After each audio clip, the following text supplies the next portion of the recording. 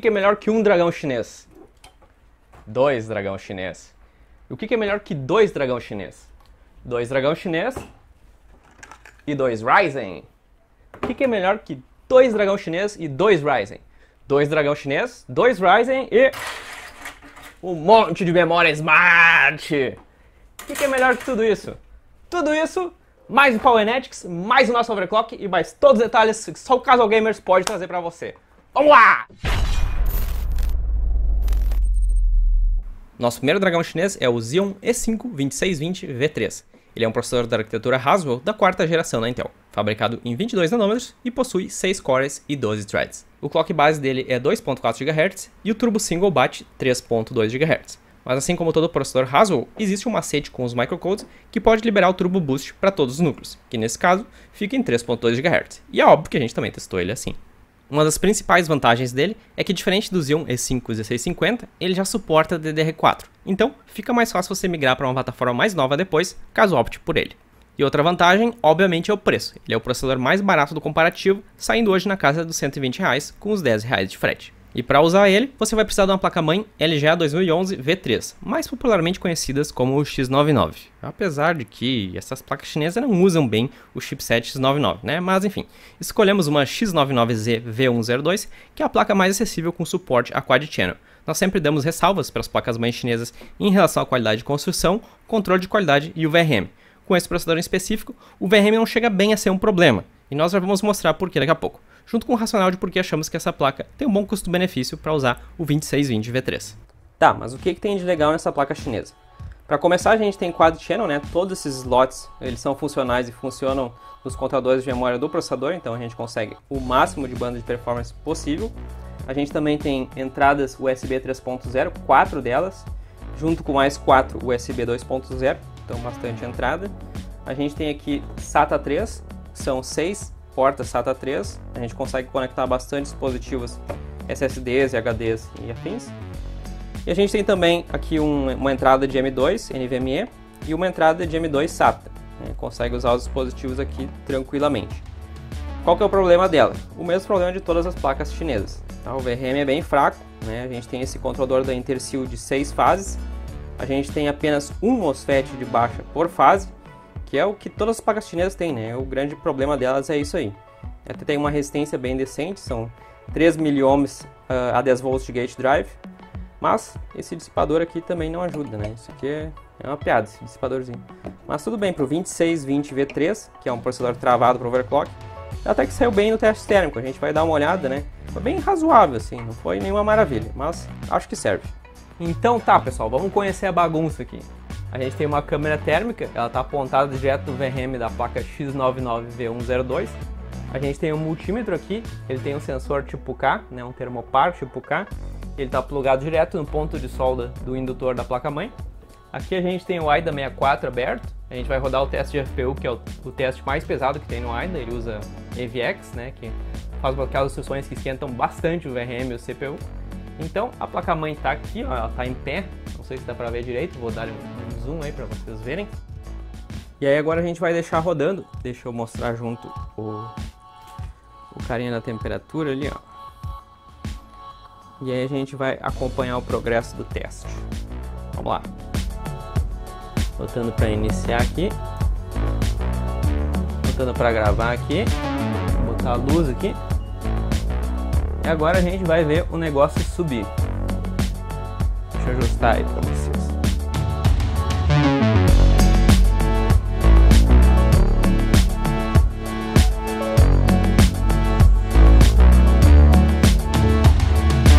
Teste de FPU que tem AVX. Vou rodar de novo. É esse que a gente estava fazendo a temperatura máxima do VRM. Tá, iniciei ele. Agora vamos ver o Powenetics. Ó, 145 watts. Tá? Aqui ó, o Xeon 2620 V3. Tá rodando aí com Core Unlock, ó, 3.2 GHz. Consumindo 145 watts. Tá? Esse é o teste de FPU, que é o que eu sempre faço para testar VRM e temperatura máxima.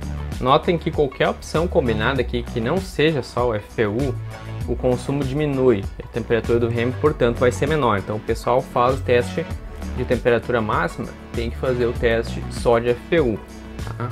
Olha só, vou iniciar, vocês estão vendo ali, ó, 118, 120 no máximo. Tem uma diferença bem grande entre o teste só de FPU e o teste combinado. O pessoal faz o teste combinado. Não é o certo, tentar temperatura máxima, tem que fazer o teste só de FPU.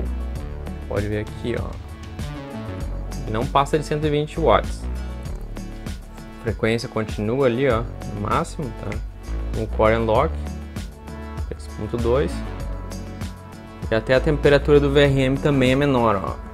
Deixa eu trazer aqui, ó. Tá vendo? 62.8. A gente tava lá chegando em 70 graus. Agora vai esquentar um pouco mais aos poucos, né? Mas vocês podem ver que o consumo é menor. A temperatura é menor no teste combinado. Então, o certo é sempre fazer o teste de FPU. Então tá, pessoal, essa placa vocês encontram no AliExpress entre 370 e 450 reais e o frete varia entre os vendedores. Tem essa versão da Machinist aqui dela com um dissipador um pouquinho melhor e ela sai praticamente o mesmo preço, então fica a dica. Apesar disso, eu ainda não recomendo nenhuma dessas placas chinesas para qualquer overclock que preste e a gente vai discutir um pouco mais sobre isso lá pro fim do vídeo. Passando agora para o Xeon E5 1650, esse é um processador que a gente usou no PC barato desse ano. Ele também é um processador de 6 núcleos e 12 threads, mas é um pouco mais antigo. Ele é da arquitetura Sandy Bridge, fabricado em 32 nanômetros. Basicamente, ele é um i7 3930K com suporte a memórias ECC. E a principal vantagem dele em relação ao 2620 V3 é ter mais frequência e também ser destravado para overclock. Mas as placas-mães chinesas, dificilmente você vai conseguir muito além dos 4 a 4.2 GHz, isso pelo VRM limitado e pela falta de ajuste de tensão. E por falar em placa-mãe chinesa, a X79 Turbo versão 1.02 é a que a gente usou no 1650 aqui nos testes. E apesar de ser uma placa bacaninha, com postcode, botões de bancadas e até o PC Speaker integrado, ela tem o mesmo problema de todas as placas-mães chinesas, que é o VRM fraco e o controle de qualidade não é lá grandes coisas. O teste do VRM a gente já fez aqui no canal. Com over no mesmo FPU do AIDA, passando um pouco de 10 minutos de teste, as temperaturas chegam a mais de 100 graus. E a partir daí é tela azul e confusão. Talvez um fã em cima do VRM ajude, mas certamente a gente não recomenda cargas pesadas com overclock em nenhuma dessas placas-mães chinesas. Em termos de preço, normalmente você vai achar o E5 1650 mais caro que o 2620 V3, mas a placa-mãe X79 vai ser mais barata. Nós não recomendamos gastar muito em placas-mães chinesas que parecem ser mais sofisticadas e vamos explicar o porquê no final desse vídeo. Passando para os processadores mais atuais, comparamos eles com o Ryzen 3 3100, que é um processador de 4 núcleos e 8 threads da arquitetura Zen 2, já em 7 nanômetros. Ele tem o clock base de 3.6 GHz e o boost de 3.9 GHz, que é onde ele fica nos games. Apesar de ser o único quad-core no comparativo, ele tem diversas melhorias que são fruto da arquitetura Zen 2. O destaque fica por IPC forte e o controller de memória que permite que a gente faça ajustes de memórias bem interessantes. Normalmente você encontra ele na versão OEM, sem o cooler box, na faixa de R$550 no AliExpress, e no Brasil, já com a caixa e o cooler, entre R$670 e R$750. E agora, vamos conhecer o nosso último processador do comparativo, o Ryzen 5600AF. Assim como os outros, ele é um processador de 6 núcleos e 12 threads. O código AF indica que ele é feito em 12 nanômetros, já na arquitetura Zen Plus. Basicamente, ele é um Ryzen 5 2600 com um pouquinho menos de frequência. O clock base dele é de 3.2 GHz e o boost nos games fica em 3.7 GHz. Esse processador tem oscilado bastante no preço, mas eu tenho visto ele em torno de 600 a 700 reais na Kabum e um pouco menos de 600 se você decidir ir atrás do 2600 no AliExpress. Para os nossos testes, testamos tudo em estoque e também com overclock. Infelizmente o 2620 V3 não faz overclock, mas ele faz o Turbo Unlock, ficando em 3.2 GHz. A gente tentou subir a frequência da memória a todo custo, mas infelizmente nem 2000 MHz funcionou. 1866 MHz foi o limite. O 1650 também foi testado com memória em 1866 MHz, mas DDR3, que é o que a plataforma suporta. Já os Ryzen, testamos com memórias 3200 MHz com as latências 16, 18, 18, 36, que é o que a maioria dos chips consegue fazer. No overclock, o 1300 também recebeu um ajuste de memória em 3800 MHz usando o set safe do DRAM Calculator.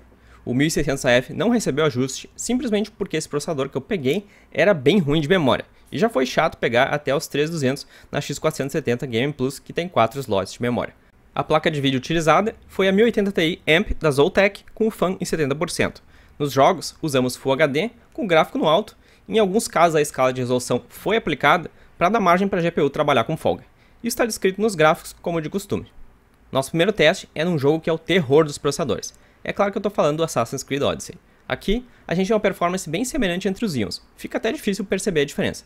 Com overclock e core unlock, eles chegam perto do 1600 AF, mas apresentam menos estabilidade, sofrendo um pouco mais com as quedas, conforme a gente consegue ver no 1% low. O 13100 com overclock dispara na frente de todo mundo, até mesmo em estabilidade, ficando quase em outro nível. No Far Cry 5, a situação é bem parecida, com o 1650 no overclock mostrando uma diferença um pouco mais significante em relação ao 2620 V3 com unlock. Como esse jogo normalmente não faz o uso muito bom de várias threads, me surpreendeu bastante o fato de o 1300 em estoque ter perdido para o 1600 AF também em estoque. No Shadow of the Tomb Raider, a situação foi mais parelha. Os íons apresentaram a estabilidade mais próxima ali dos Ryzen, com overclock e com core unlock chegaram bem perto do 1600 AF em estoque. Notem que aqui, apesar do 1300 ter disparado na frente na média de frames, ele foi o que mais sofreu no 1% low. Já o Red Dead Redemption 2 foi o game que trouxe o resultado mais interessante de todos. Aqui, os íons mesmo em estoque conseguem se equiparar com a performance dos Ryzen. Esse é um jogo que realmente trabalha muito bem com o processador Intel. E no CSGO, que é um jogo mais antigo e não aloca muito bem em várias threads, vemos os íons em estoque sofrendo um pouquinho mais pelo clock baixo e o 1300 liderando a ponta como se já era de esperar. Então pessoal, no quesito 1650 contra 2620 V3, deu pra ver que a diferença entre eles é bem pequena, principalmente pelo fato de overclock ser limitado pelas placas-mãe chinesas no caso do 1650. E como essas placas-mãe têm um controle de qualidade bem mais ou menos, o 2620 V3 acaba sendo uma escolha bem interessante por exigir menos do VRM, já usar a memória DDR4 e ter placa-mãe com chipsets disponíveis que suportam maior número de entradas modernas como USB 3.0 e SATA 3. É uma pena que não existam placas-mãe melhores acessíveis para o 1650, já que ele é um processador desbloqueado para over e conseguiria facilmente subir 4.5 e além, com ajustes bem pequenos. Como eu falei no início, eu não recomendo gastar muito em placas-mãe chinesas, porque o controle de qualidade delas não é muito bom. Para minha X79 Turbo funcionar, eu precisei fazer um reflow caseiro no socket. Vamos ver se vai agora. Um reflow caseiro. Gurizada, placa-mãe chinesa é isso aí. E para ela voltar a ligar, eu também tive que ser bem criativo, como dá para ver aqui com essa fonte em cima do cooler. Por quê? Vocês podem perguntar. Bom, para ela ligar, eu não podia fazer pressão em cima do socket, e com o cooler fixado, acaba acontecendo torção e piora o contato entre os pinos. Então, eu liguei sem peso em cima do socket, e depois que ligou, botei essa fonte em cima para dar pressão no cooler. Além do controle de qualidade, a gente também tem um VRM bem limitado, que eu já expliquei. Isso acontece até mesmo nas F8, que inclusive tem um fan anexado no dissipador. E isso não é um bom sinal, tá, pessoal? Se tem um fan em cima, quer dizer que esquenta. Eu fui atrás, inclusive, da especificação do VRM dessa placa, e é a mesma coisa, tem um MOSFET baixa por fase.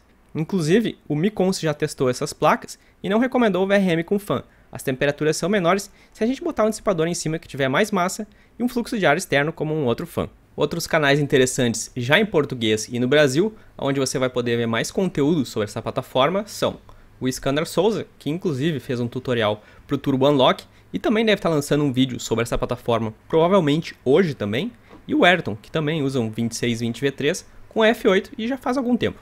O caminho de upgrade do 2620 V3 seria um 1650 V3 com overclock, mas eu não sei até onde o VRM vai segurar ele com esse overclock. E eu me recuso a pagar mais R$600, tendo o Ryzen na mesma faixa de preço. Entretanto, o 2620 V3 com uma placa-mãe simples me parece sim uma boa solução de baixo custo, com o kit saindo em torno aí de uns R$550, que seria só o preço de um processador Ryzen. É claro que o kit Ryzen é mais tranquilo, mais seguro, com garantia e upgrades melhores, mas não dá para negar que para quem quiser arriscar, o 2620 V3 é bem interessante em termos de performance também, não devendo muito para um Ryzen 1600 AF. Se inscreve aí e vem para a Twitch que a gente vai estar ao vivo logo depois do lançamento do vídeo para tirar suas dúvidas e bater um papo. Valeu! Para curtir mais maluquice do Casual Gamers, entra lá no Twitch e segue a gente, Casual Gamers Brasil. A cada novo seguidor, um Xbox pega fogo. E para acompanhar os nossos testes na íntegra, já editados, sigam também o nosso canal aqui no YouTube, Casual Game Test e Benchmark. Se vocês curtiram o vídeo e querem ver mais vídeos assim, inscreva-se no canal, toquem o sino e cliquem naquele like. Se acharam uma bosta, mandem ver no dislike, xinguem nos comentários e vão reclamar no Twitter. Para quem quiser ajudar o canal e ganhar acesso a conteúdo exclusivo, grupo de WhatsApp e outras coisas maneiras, torne-se um membro e contribua com o nosso trabalho. Valeu pessoal, até a próxima!